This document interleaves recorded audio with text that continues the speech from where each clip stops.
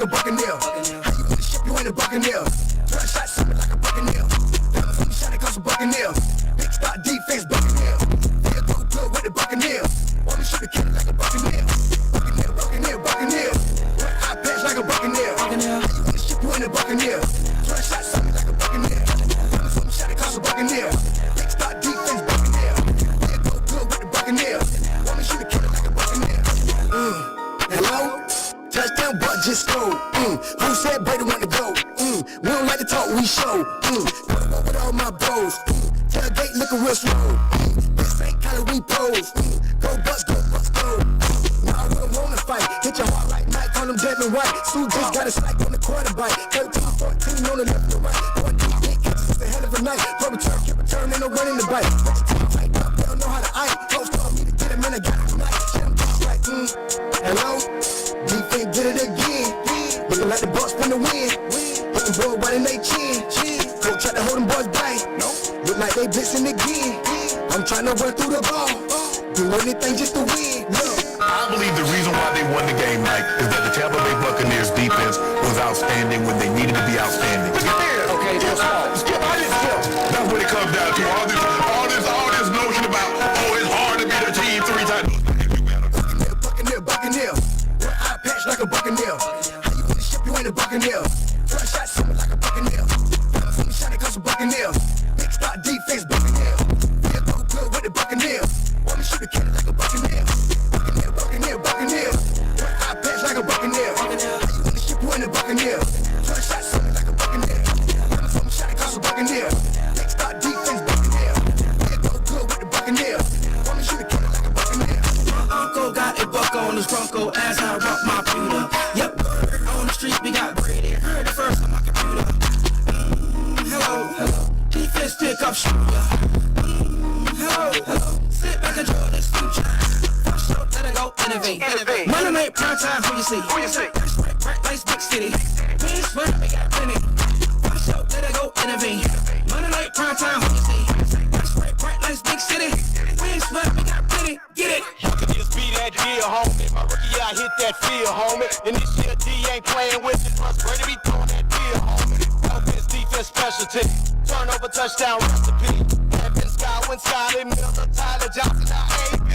Hall of Fame fan like nasty. Bust back, now we jamming. Buccaneer, tell you. Daddy now, mama now, brother now. This is the auntie, your uncle, cousins. We all about what we is. Hello, offense did it again. When you hear them cannons banging, Buccaneers eating them wins. Hello, the Golden Grunt came to play. Surround the masses, sip your glass, sipping on the Kool-Aid. Buccaneer. One eye patch like a Buccaneer. How you wanna ship, you ain't a Buccaneer. One shot, something like a Buccaneer. Great morning, yes. Your boy MC is a MC. Yes, that was me. For the first time, Bezel Bone plays my verse on the Buccaneers track. Great morning, you're mic'd up on Monday mornings with yours truly, Michael Clayton. Thank y'all for tuning in. We're back for another episode of motivation, of education, whatever we got for you. We're going to give it to your ears today. Excited to get right into this thing, man. Coming in hot. I was 400 degrees this morning. Bezel Bone. All right? Yes, sir. 400 degrees. Coming in hot. 400. But we got here. All right? We got here. We're ready to rock. So yesterday, right into this thing, man, you know I like to kick off with what I did last night, which I'm on radio, Bucks pre- and post-game coverage on the radio, 620 WDAE.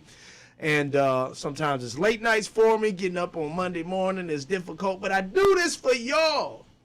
So the first thing that's on my mind when I wake up is the Bucks football game because I had to cover. So let's just get into that. You know, the Bucks are 4-1. We haven't played our best football, and yet we still have a great winning record. Our team is starting to come together offensively, is really starting to really ignite and set fire.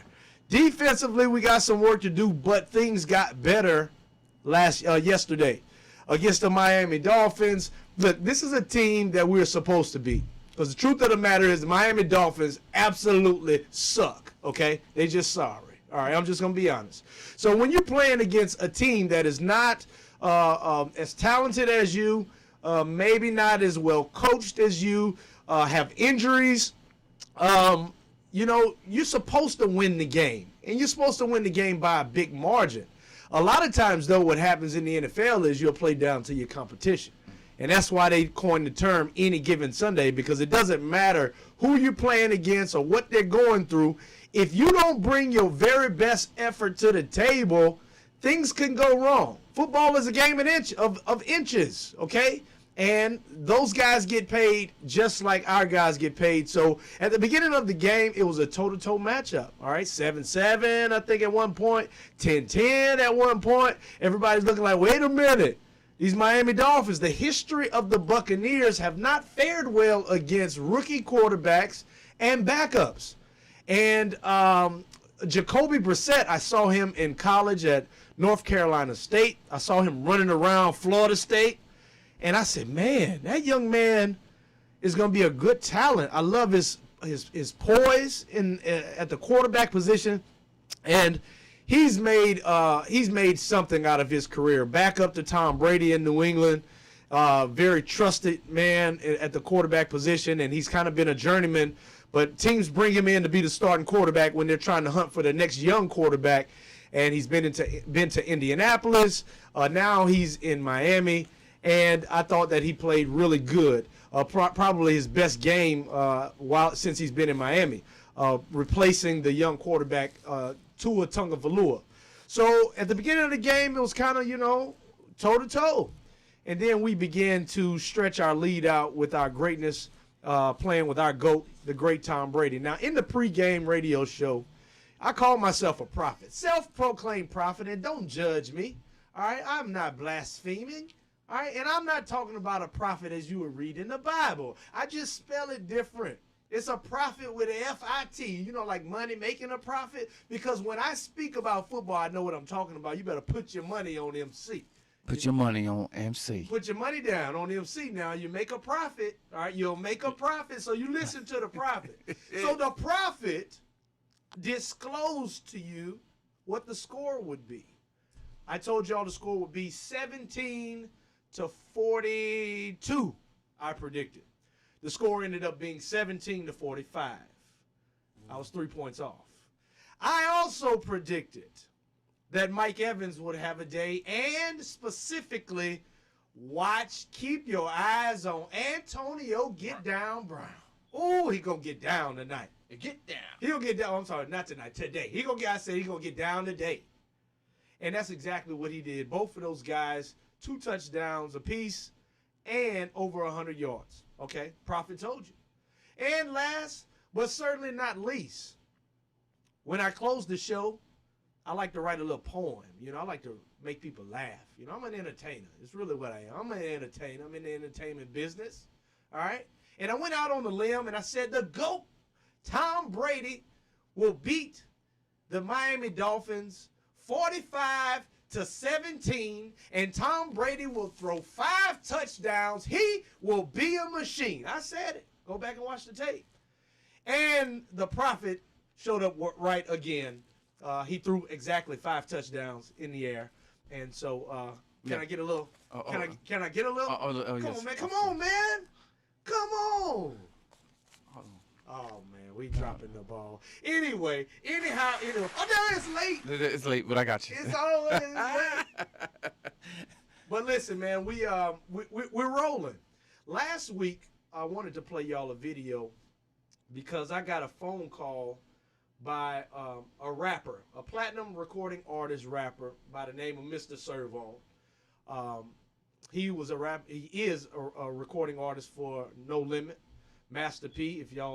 If you didn't know, I'm from Louisiana, so I grew up on Master P and all of his artists and Cash Money and all of that. That's what we rocked. So I was a big fan of Mr. Servon, and the connection between the two is that Mr. Servon went to the same high school as Leonard Fournette. Obviously, a decade or two maybe before Leonard Fournette, but yet they went to the same high school. And at that same high school at St. Aug, they have a specific culture, kind of like we have at LSU. We're not doing too good this year, but we have a culture at LSU where we take care of our brothers. You know, you see your brother down, he went to LSU, you call him, you pick him up. And at St. Aug in Louisiana, it's a big sports school, especially in football. A lot of big name guys come out of St. Aug. And they have a culture there at high school, and it's really, it's really prestigious, and people take that serious when you're a part of that. When you're a part of that, what's the word I'm looking for? You're a part of that group, simply put. And so Mr. Servone gave me a phone call, and he said, "Man, I always wanted to meet Leonard Fournette in person." I said, "Listen here." He said, "We went to the same high school," and da-da-da. As he began to talk to me, I was like, "Man, listen, this is what I want you to do. I want you to record me a little video, and I'm going to send it to Leonard and make sure Leonard gets the video, all right?"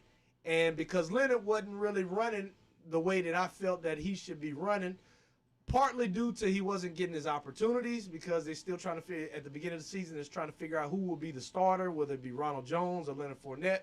A lot of times we're a passing first team, so we get off on passing, and the running backs get neglected.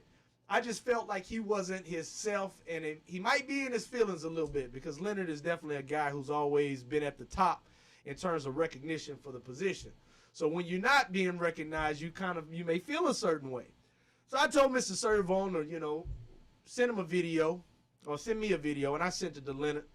And Leonard sent me a message saying, "Man, I got the video. Thank you so much for that."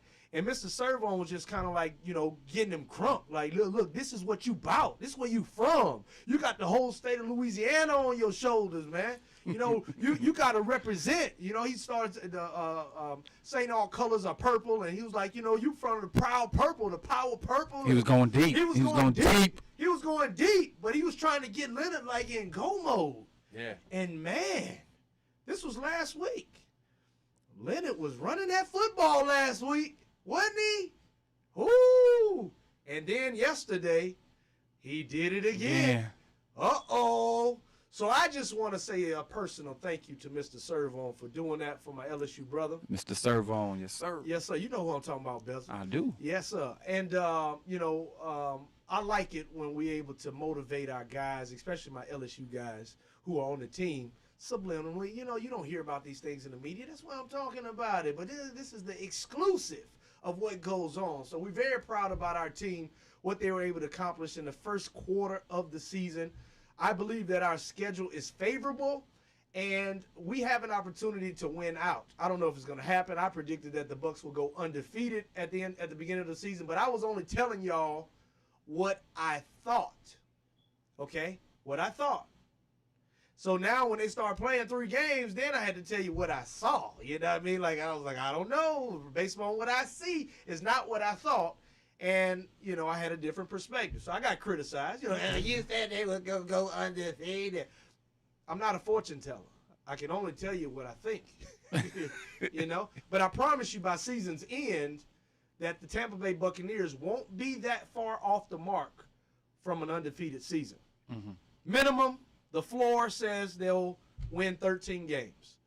Okay? That's still a lot of football games. If you've been a Buccaneers fan, you're very familiar with winning 5 games, 4 games, 7 games. Maybe 9 games if you're lucky. All right? So to win 13 at the bottom, the worst case scenario, we win 13, woo! We in good shape now. Culture's different. The tide has changed. And we rolling now. Right. But we could very well win 16 games. Anywhere from that number. 13 to 16 games. 16-1, 15-2, 14-3. I like 16. You like 16? I like 16. Sound It's a whole lot good better. number. Yeah. I mean, that just goes, it goes a little bit better with my undefeated wrongness. Yeah. All right. But listen, man, that's my little knowledge about the Tampa Bay Buccaneers. We rolling now. We got a lot of injuries defensively. I thought Richard Sherman played well. Jamel Dean, who we had some reservations about because of his injuries, because of his deer in the headlight looks at times. He came in and played really well. I thought that he's ready to go to replace our injuries. Carlton Davis, hopefully we get him back. All right, coming up, listen, I got a very special guest coming in to join me. He's a mentor of mine. He is a leader in the community. He's a former Tampa Bay Buccaneer, and he knows a little something about the game of football. And not only are we going to discuss, maybe a little bit deeper into what he sees into the Tampa Bay Buccaneers, they got some interesting topics out there. My old coach, John Gruden, was in the media about some comments that he made. And we just may discuss that. I don't know. Got a little touchy-feely. Not touchy-feely, but it's a little bit touching to me, to my spirit, when I heard what he said, when I said what he said. Woo! We might talk about it. Yeah, we got to talk about it. We might talk about it. I don't like to spill all the tea. I don't like to give them all the tea. Yeah. I like to keep some tea to myself. All right? But we're going to get into these things. The great Jared Bell will be joining me in our next episode, and he's going to be with me throughout the show. So y'all stay tuned. You're mic'd up on Monday mornings with yours truly, Michael Clayton, and we will be right back.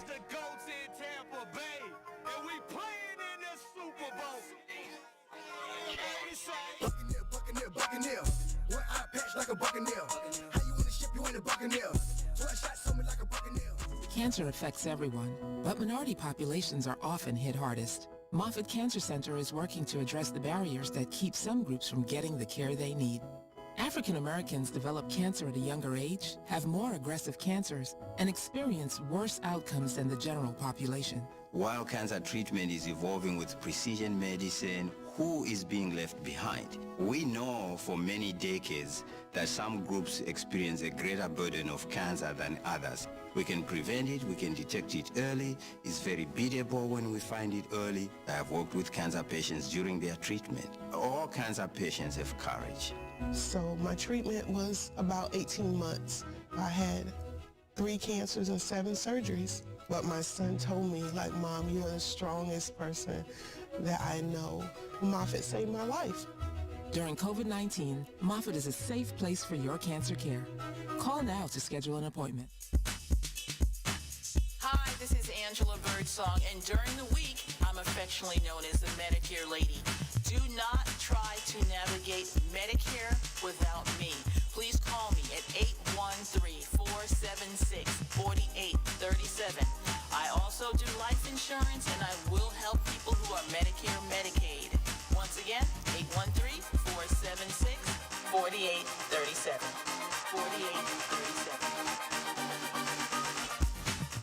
Call Ricky. Ask Ricky. You need medical or a lawyer? I got the man to do the legwork for you. We tried the other ones before, so believe we hunted down 813-248-6300. Everything gon' be okay. Call Ricky, he coming. He taking care of state of Florida. Grab a pen or sundown. 184-361-RICK. That's 184-361-425. Never word from the point forward, just recline. Just ask Ricky, plus your boy statewide. Just in case you missed it, I'ma tell you one more time. 184-361-RICK. Call Ricky, ask Ricky is a legal medical referral service. The doctors and lawyers in our network are trained in handling auto injury claims and getting you the best medical treatment and recovery. Dial 1-844-361-RICK. That's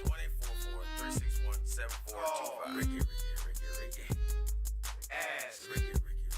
Too easy, baby. Oh yeah, I've been telling y'all, drink the Kool-Aid. Drink the Kool-Aid, cause the GOAT's in Tampa Bay. And we playing in the Super Bowl. Buccaneer. One eye patch like a Buccaneer. Great day. I used to host a show called Great Day Tampa Bay. But they were only paying me peanuts, Bezelbone. So I had to walk away because I wanted to be able to take my kids to school, all right, and not be held down for peanuts, all right? Don't be a slave to the workforce. I'm telling you, create your own thing so you can create your own schedule. And I believe that that's truly freedom, what freedom is, all right? Great day. All right, you mic'd up on Monday mornings with yours truly, Michael Clayton. Thank y'all for tuning in and staying with us. You can call the number on your screen. It should be on your screen, but if it's not, it's 813-444-9588. Today is your day. I want to discuss with you, the fans, the viewers, the listeners. What do you want to talk about? I have a very distinguished guest with me today. He's a mentor of mine. He is a role model. He's a leader in our community. And most of all, he's a former Tampa Bay Buccaneer, drafted the year I was born. Woo! And if you looked at his face, you would never know. 1982, I came out the womb, and the great Jared Bell was coming into $1 place, drafted in the 3rd round as a tight end, and he did some damage for 5 years, had a great career.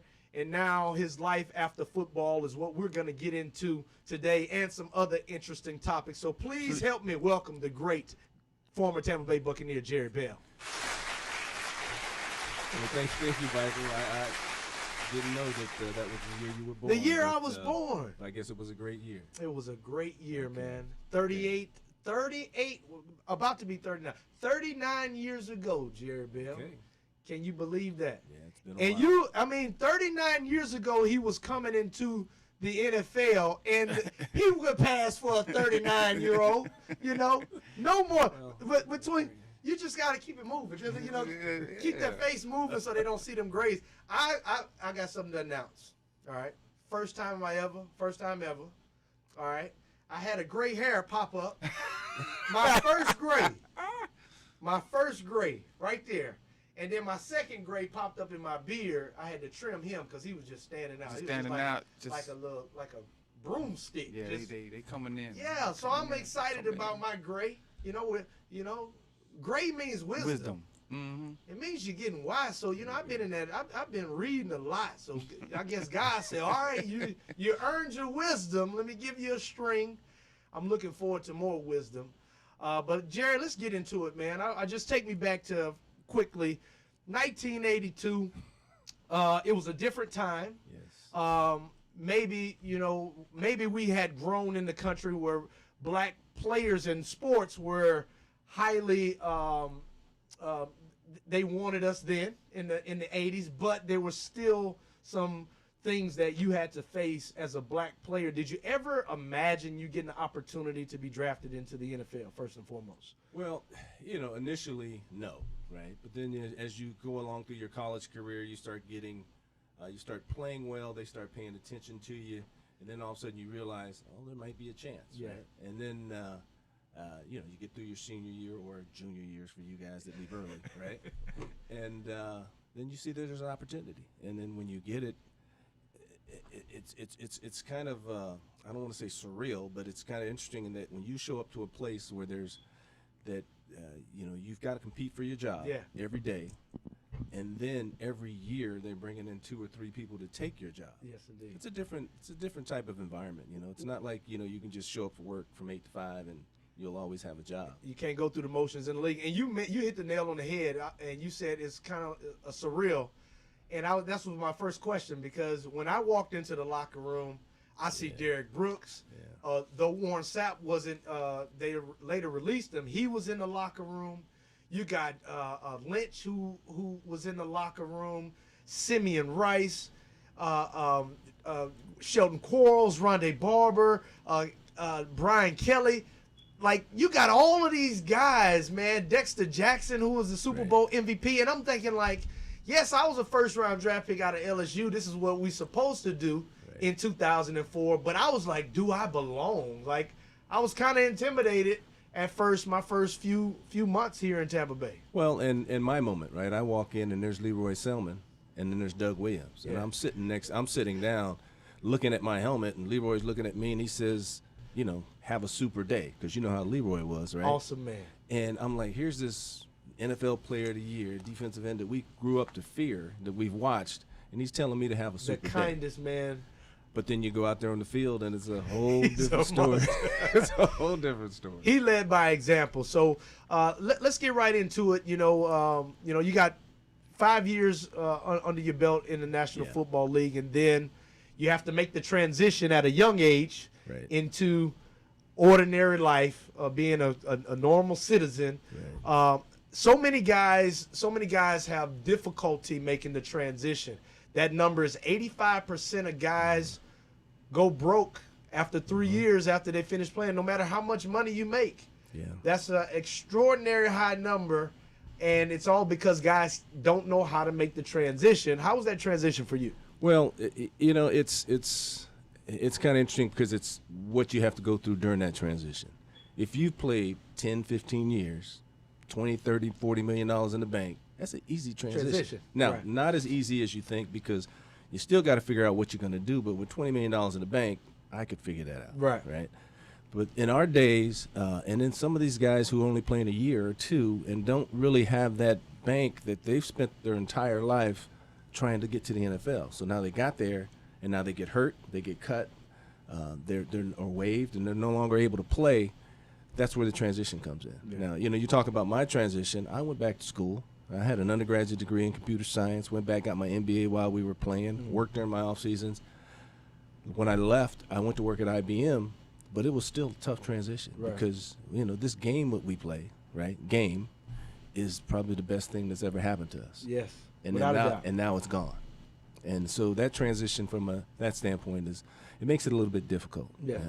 So the game of football has changed drastically since 1982. It has changed drastically since 2004, since I was drafted. What do you see now in the difference between football of your day or football of my day into the football you see today?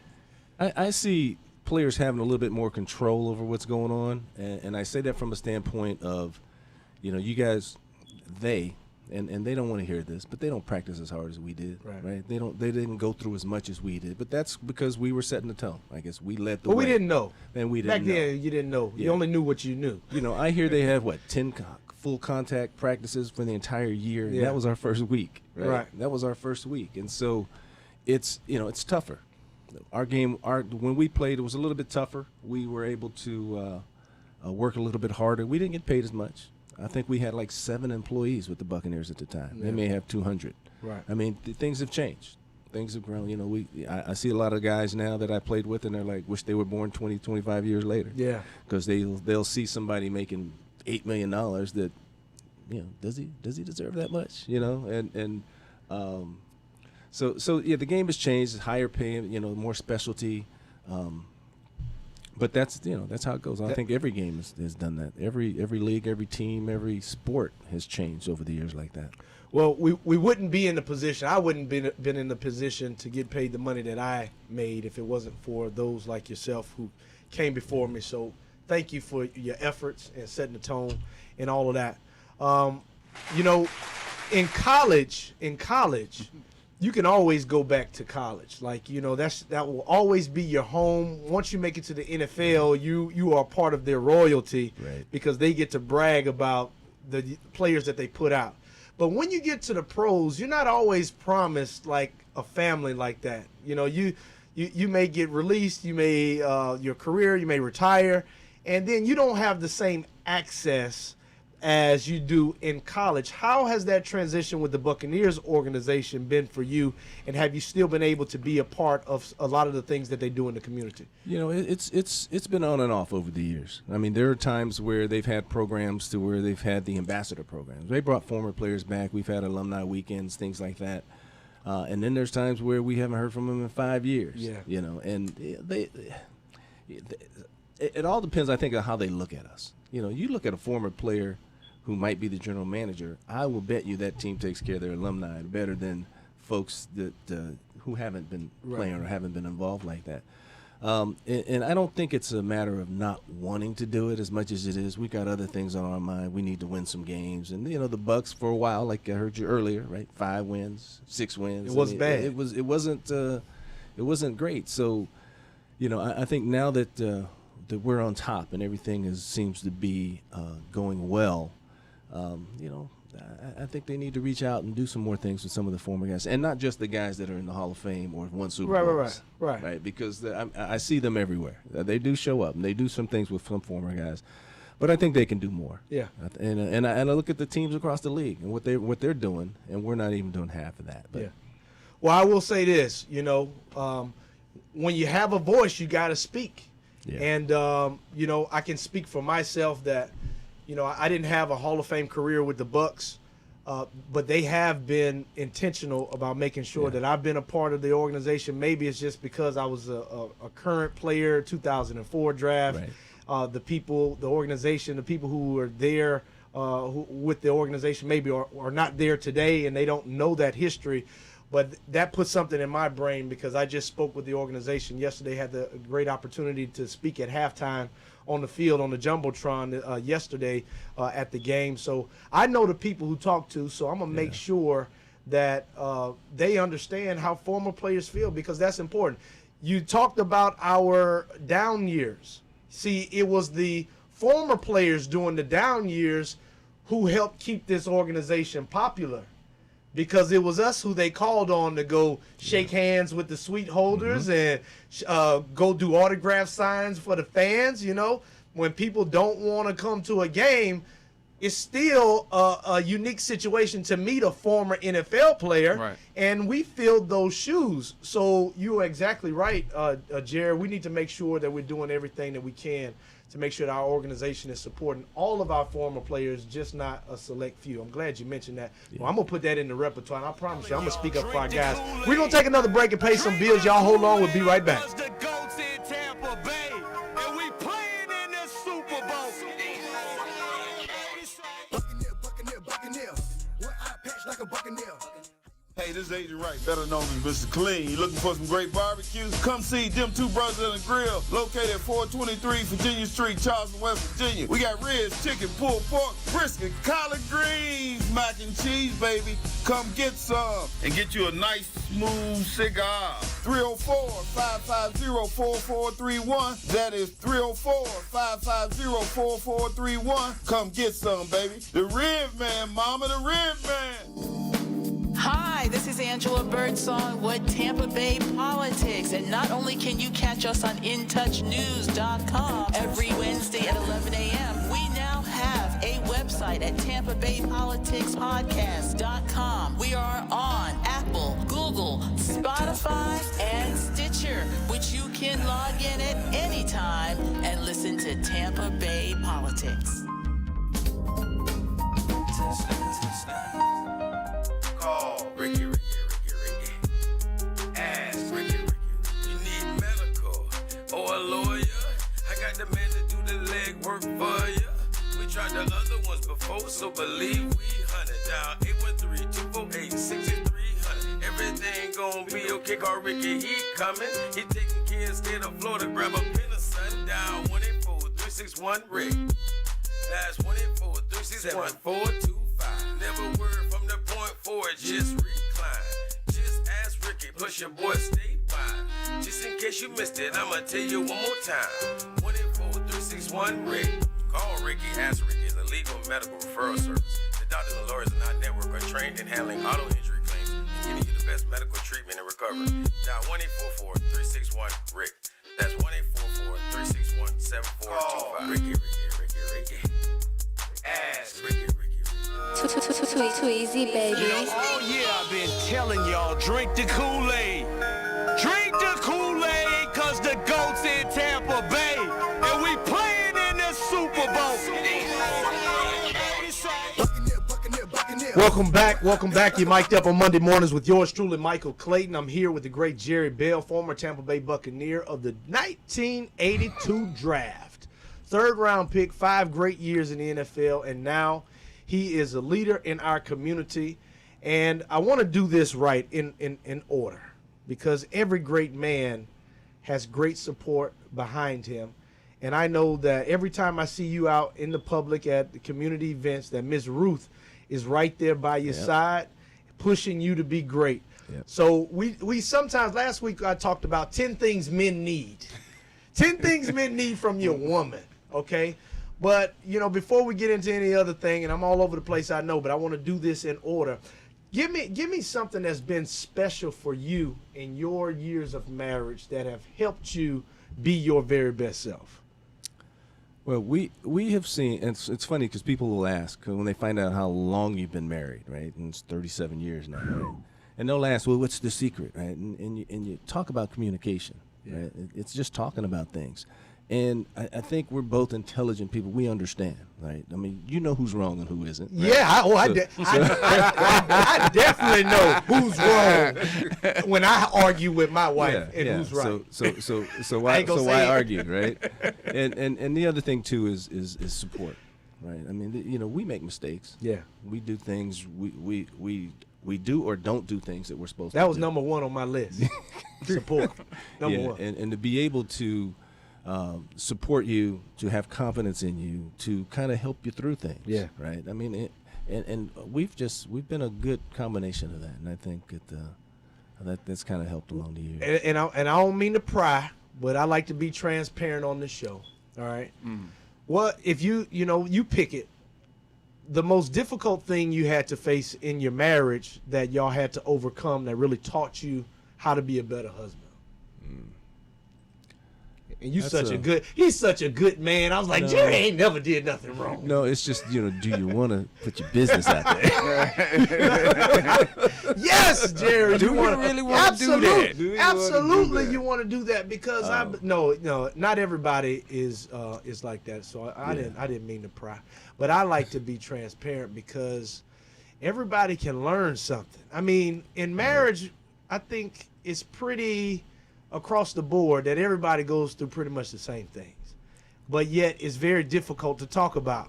Right. And that's the hardest thing. Do I want people in my business? Well, the reality is I've learned that when you get things off your chest and you talk about it, oh man, it gives you confidence to communicate. If I can communicate with the public about my problems, I doggone sure better be willing enough to communicate with my wife about our problems. Well, I'll tell you what. Your next guest, when you ask that question, have a sofa sitting over there so they can lay down. And some tea. And some candles. And some candles. Some spa aroma going. Yeah, aromatherapy. And some woosah moment. Yeah. All right. So Jerry, you've I've mentioned you are a mentor of mine. I look up to you about your success, life after football, and your efforts in the community. One thing specifically is the Black Leadership Network that you created at USF. My wife's a doctor at USF, so we are proud, a proud family of the USF family and extremely proud of what you've been able to accomplish. But I want to educate our listeners and our viewers about exactly what the Black Leadership Network is and how did it all start off. Well, first of all, I won't take all the credit, right? So there's a couple other guys, Edna Rain, Andrew Frazier, that Ashley Butler, we worked together as a group to form the Black Leadership Network. And in fact, the individual at USF that helped, Luz Randolph, is now at LSU. Oh, okay. She took a job over there. So, but that's the LSU tie here, I guess. But we came together to decide that our students, African American students, needed a boost, whether it be financially, developmentally as a student, as or professionally. So we have an organization that provides scholarships, provides professional development. We're working towards internships, studying abroad, some of the things that'll help enlighten and improve the academic experience of some of our African American students up on campus. I have to ask because out of nowhere, years ago, I get a call. I don't have the number programmed in my phone. And the voice on the other end was a very soft-spoken voice. And he says, hey, this is Leroy Selman. Yeah. Was he a part of that organization, or was that something he was a part of, or he just was being a good man calling me because he became my mentor before he passed away? And I remember that. I'm trying to connect the dots here. Wow. Yeah, no, and Leroy. He was a pillar at USF. Yes, he was. And he went up there and he was very instrumental in starting the football program and then becoming athletic director. But he's never strayed away from being Leroy, right? Always strong in the community, always strong to his beliefs, and always strong in his friendship to other people and even folks that he knows or doesn't know. He's the type that you looked out and you saw somebody needed some help, you just called, find out how you could help. Yeah. And that he was an outstanding individual. We miss him. He did leave too soon, obviously, but God has other plans. God took an angel, man. He was a great man. You mentioned that you went back to school while you were playing, and you worked while you were playing. A different day. A different day. A different pay grade when you got to work when you're working. And that is commendable. But it all paid off because you have your own IT business, technology, information company that I definitely want to discuss and learn more about. And kudos to you for, setting yourself up. So many guys, I was drafted early and I didn't finish my college degree. I got 19 hours. I did go back to school. I completed 60 hours. I got 20 hours left. I went to Florida College. Shout out to Florida College. They're tremendous at Florida College. But I wanted to graduate from my alma mater. That always was special to me. Yeah. And I started having kids. I started to work. And I just never had the time to go back for a semester for months at a time to leave my family. I still to this day have never been able to figure out how to do that. COVID has created some unique opportunities that is actually possible for me now. But talk about your technology information company and what it is that you do and how did it all get started. Well, first of all, I can help you with that. Okay. Getting back to school and getting a degree. We'll talk about that later, right? Hey, everything happens for a reason, right, baby. That's why you communicate. Communication is the key. Right? That's why you talk. Put it out there in the airways. Somebody gonna help you out. So I got undergraduate degree in computer science. I went to school when I was playing. I went to class. I at the time, and I don't. This may sound like I'm bragging, but I was the only senior to graduate, right, out of all the seniors in our class, and that because ain't bragging, that's a fact. That's a fact, right?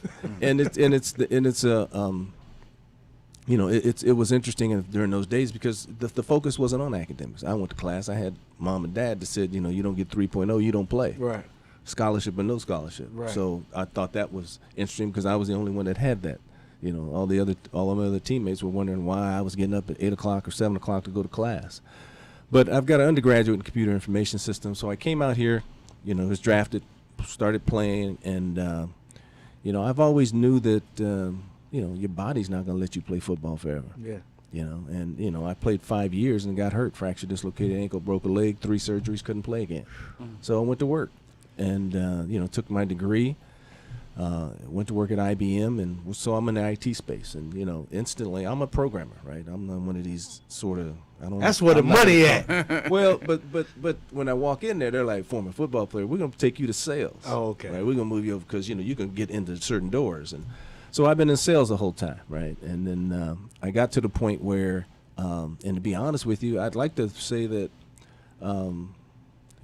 I went off and started my own business on my own, but, I got released. Yeah. And let go. Well, I say released. They don't say released. Fired. I tell people when I'm speaking in the group, I said when the Bucks fired me, I want y'all to feel my pain because you got fired. Released. There's that's gentle. Yeah. You got waived. Oh no, that's gentle. Yeah. No, you got fired. Yeah. You got told.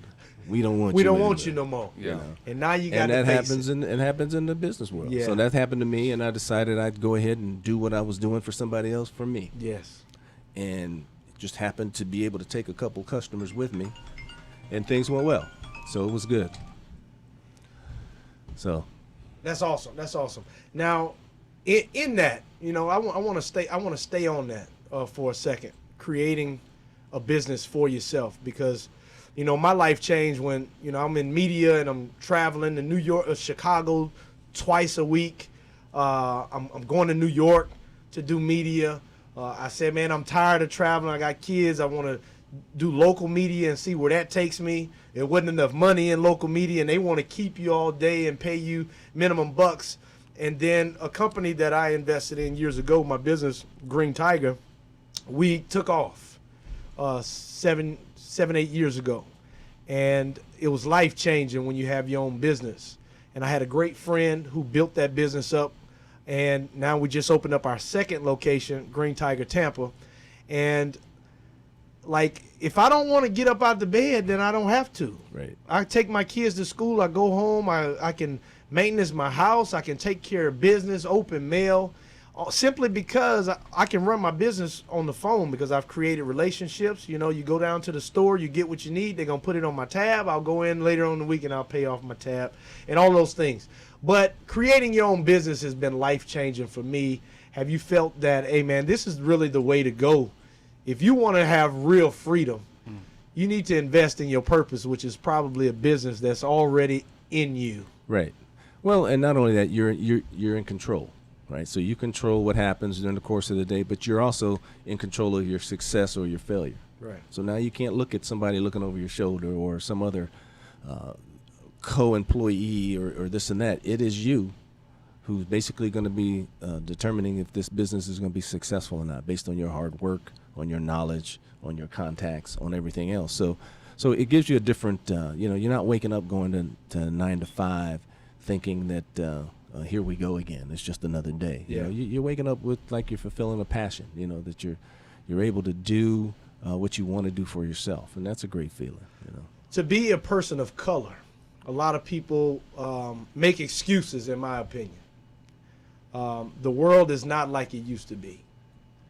We still have a ways to go, but there are so many opportunities out there for people of color that sometimes I just get aggravated where people try to still, in 2021, try to play the victim role. Now, I understand that there are some roadblocks. And when we get back, we're going to finish this topic of discussion because I felt like it was about to get real deep. It's about to get real deep on Mic'd Up Mondays, but we're going to take a quick break. Too easy, We'll be right back. Y'all hang in there with me. We're almost done. Y'all drink the Kool-Aid.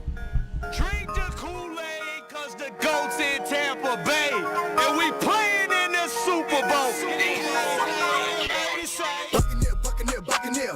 One eye patch like a Buccaneer. How you wanna ship, you ain't a Buccaneer. You're nodding your head and tapping your feet. In Touch Radio will be right back. Y'all be playing some of the best music I ever heard. With more of your OMG jams, we're In Touch Radio.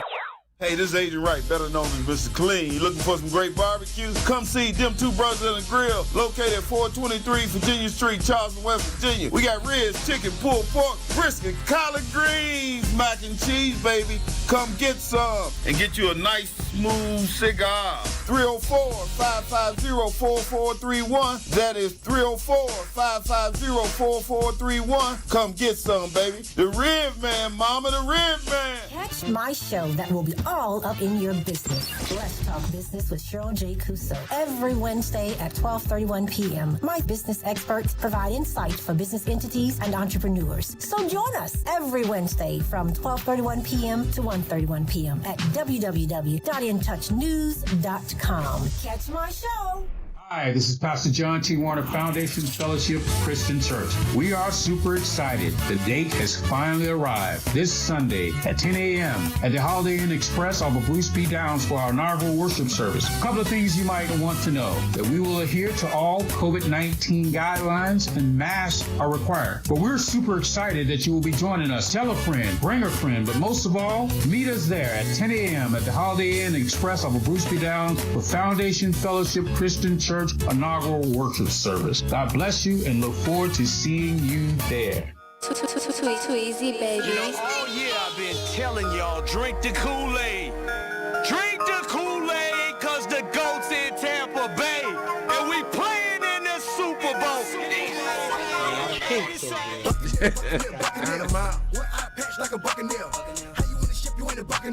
Thank y'all for staying tuned. You mic'd up on Monday morning with Michael Clayton and my great guest, Mr. Jerry Bell, former Tampa Bay Buccaneer. We were just getting into a topic of discussion about, being a person of color. And, I felt that sometimes a lot of people try to play victim. It's hard out here. And I know what they're going to say. MC, you played in the NFL. You famous. It's easy for you. Well, I've done a lot of things in my life where people don't know who I am, and all it took was courage. All it took was, motivation to get out there and do it. And doors were still open to me when people didn't know who I was. So I do know that we live in a different times where don't pass judgment before you know the situation at hand. I understand that there are a lot of roadblocks in this world. All right, I don't think that that's ever going to change, but the world has changed to where people are not judging you based upon the color of your skin. And if you already passed that judgment, you just might miss out on an opportunity. Jared, just compliment, speak to that. I know, Jerry. I know Jerry probably one of the ones, man, don't say that. Well, you look at the fact NFL players, right? We both played in the NFL, and we both had opportunities that a lot of folks don't get. Right. But we still have had situations where, because of our race, we were treated differently. Yeah. I mean, when we were coming up, when I was playing, all the guys coming from black colleges drafted on the same level as those from other colleges were paid less and told that and accepted that, right? So those are things that, you're a first-round draft choice. But guess what? You're not going to make as much as this guy here because of your color of your skin. And so, you look at that and you look at what's going on now with the concussion settlement, race norming. Because you're black, you're assumed not to be as on a cognitive level as somebody who was white. And that's how they've been judging all the players when they're trying to make decisions on the concussion settlement stuff. And they've come out and they said that that's wrong and it's corrected. So, we're on a higher level. I guess we're put on a pedestal, but we're still having to deal with those things. Without a doubt. And just to kind of give a synopsis and a summary for those who don't understand what Jerry just said, when you play in the National Football League and you play 3 years, you become vested. And once you become vested, you get certain resources and disabilities. And you're put on a system where if I've had 8 surgeries, my body is aching, I should be able to go in and get some type of disability because the sport disabled me. I'm not functioning in full capacity. I'm 38 years old with major back problems, hip problems, toe problems, finger problems. I should be earning a disability check. What Jerry just said is that the NFL made a statement that they have always put black players and white players on different scales. And I don't know really what the terminology was, but if a black player had 8 surgeries on his knee, and a white player had 8 surgeries on his knee, same surgeries, they would say that the black person knees were already bad, and that the white person was. This is how stupid. How did you feel when they actually made that statement? Because I was like, man, I can't believe that they're admitting this. Well, they're only admitting it because they got caught. Otherwise, this would have continued. Weren't they not? Was it if it didn't come out and all of a sudden these attorneys are calling them about this? Hey, what about this race norming thing? What, how are you considering this? Let's see the criteria. What's the report, the trial, whatever it is you did to determine this? We'd like to see it. All of a sudden they said, well, this isn't the right thing to do. We're not going to do it anymore. Yeah, and the statement, and I gave you a physical example, which was a horrible example. The statement was more so made about cognitive function in your brain. So they were literally calling us dumb or saying that we all, we grew up with brain problems and that the NFL had nothing to do with the trauma that our brains are suffering in the game of football, whereas white people or Caucasians or non-black players, non-people of color, didn't have any issues because, they were put on a different scale. And so the deterioration with them was from football and football only. So they're more qualified. So that's a better understanding of what happened in the NFL.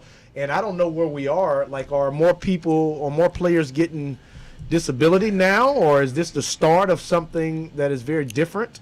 Well, right now we're in the stage where it's been acknowledged, it's been discontinued, so what's next? Yeah. And we don't know. Yeah. So will it lead to more players getting disability, getting concussion settlements, things of this nature? It probably will. Yeah. It probably will. They just have to work through it right now. And if you were in a situation where you all are disabled and you can't work, then this definitely comes into play. You need to get what you are owed. But then there's the other side where, I look at a disability check and I say, man, they ain't even enough to pay my insurance. What am I doing with a disability check? I still got to grab my bag of bones, all of my aches and pains. I got to get out there and I still got to work because I have a lifestyle that I want to live. And so you also face with that. Like, can I work and get the disability check? Maybe not. I don't know. You could probably have to structure it in a certain way. Well, it's they say if you're disabled you can't work, but but the bottom line was we are working. We are 60-70% physically disabled. I mean, we're not even going into the brain. Right. We're going into the the frozen shoulder, the knee that hurts when you get up, the bones popping all the time, the inability to run. Right. we're talking about those things now, and even though those things are in place, and every player goes through this, white, black, Hispanic, you name it, right? Every player goes through this, and so you think about it, well, maybe that's a disability that could come from the league that allows you to continue to still work, right? Because you are. But you hear that complaint, not the complaint, but the comment from people, well, you knew what you were getting into before you just signed up to play football, so why should they have to take care of you? And I'm like, why do you get taken care of? Right. So it's. But that's a stupid, asinine comment, though, because the reality is, no, we didn't know. No, we didn't know. We didn't know. You're right. And why would they tell you that you're gonna suffer tremendously in the brain if they need you? Yeah. We didn't know. All we knew is this was an opportunity to take us out the hood, or support mom and dad, or change your life altogether, change your community's life altogether, how they view people of color. Like, man, you can be successful. Like, we didn't know. Yeah. I didn't know. Well, and you saw what happened last night. Your giant quarterback. Did you see him staggering after getting hit in the head? Yeah. I mean, we used to look at that like, oh, he got his bell rung. Shake it laugh, off. Right? Give him a little smelling salt, he'll be back in. But, that just looked. Does that wow you, the fact that, because a concussion is a concussion. Concussions haven't changed. No. You get your bell rung, you got the same concussion that you had in 1982 is the same concussion that's alive and well in 2021. The only difference is how you handled it. And I remember learning about concussions, Jerry, when I got to the National Football League. Yeah. I was like, oh, that's a concussion? Oh, I thought that was just a headache. What do they call it, a ringer? A ringer. Yeah. I thought that was just a ringer. Yeah. Because I literally would say, well, I know I can't get hit in my head anymore because I feel this pressure and my temples are going to explode. Yeah. If I get hit one more time, like you can't even touch your head. So what I got to do? I got to tackle without using my head. Yeah. That's how we responded back in the day. Does it scare you? How we used to carry ourselves, and does it, are you happy that we have new rules that the game is? Well, I'm happy there are new rules. I wish they were around when we were there, right? But it meant that you missed. I mean, right now you miss a game. Yeah. And in our day, you miss a game, you might lose your job. And so that was always you can't make the club in the tub, right? Things like that they would say that if you were hurt or injured, So it was a job saver for us to keep going back in there and trying to play. So. All right, well, Jerry, we got 3 minutes left, and how do you feel about our team, our Tampa Bay Buccaneers this year, and where we going? Well, extremely impressive, right? I mean, I don't think we can really be stopped offensively, although I saw the Rams do that. But we're playing real well. Yeah. I think the only negative sore spot we have is in our defensive backfield. And if we don't clean that up a little bit, I mean, we can beat Miami, right? We should have beat them 45, dominated, whatever, right? But we're not. Well, I'm not going to say we're not going to beat on somebody because we've got the ability to score more points than anybody. But if somebody runs up and down the field all day against us, then it'd be interesting. But it's an impressive team. I mean, Tom Brady. I mean, obviously, the best quarterback that ever played, and we're lucky enough to have him down here. But he's got all the weapons in the world. Yeah. I've never seen a team as talented from a standpoint of individual position. I mean, we got 3 tight ends that can start on any team, right? And they're backing up each other, and they're like, they're worried one of them gets hurt. Oh, we lost Gronk. I'm like, you got O.J. Howard and Brate, right? So, and defensively, right? Probably the best front 7 in the game. So, we're doing well. I mean, they've turned this program around. Things are going well. We should. I don't want to jinx anything, but we should win it again this year. I definitely think it's possible. Yeah. How much time we got, Beelzebub? We got like 20. A minute left. A minute left. It's Bezel. He call me. He likes to call me Beelzebub. I give everybody a nickname. He gives me an extra nickname. For a good transition, because we're gonna be talking about this next week. And you say you have a daughter, right? Yes. I'm everywhere today. Give our young dads some just some quick advice about raising daughters. Okay. Oh yeah. Well. Yeah. Your daughters are emotional, right? And I haven't seen a father-daughter relationship that didn't really reside with that emotion and love, right? Yeah. And you watch them. I watch my daughter now. She's like, I'm walking up and down the aisle. She's like trying to hold to make sure I don't fall. I'm like, what is all of this, you know? But they feel like they have to take care of you, right? And it's interesting in that, you know, there's that father-daughter thing in that, you know, you got to show them love. I mean, it's you know, at the end of the day, you always wish that they find somebody like me. Yeah. You know, because I take care of my family, I take care of them, and they know that. And so I would just say, hug them, love them, and go from there. Hey, listen, for the first time, my daughter got asked to a dance, so we're gonna be talking about that next week and all the emotions that came along with that. But Jerry Bell, thank you so much for joining me on today's Mic'd Up Mondays. It's been a pleasure. Yeah, my pleasure, not a problem. Thank you for your work in the community, and we wish you all the success. And you put something on my brain, I'm bringing it back to the organization. Hey, we got to take care of our former players. Family, all of them. It's family, one family, baby. Yeah. One love to all of our guests, our viewers, our listeners. Thank y'all for tuning in to Mic'd Up Mondays. We will see you next week. We out.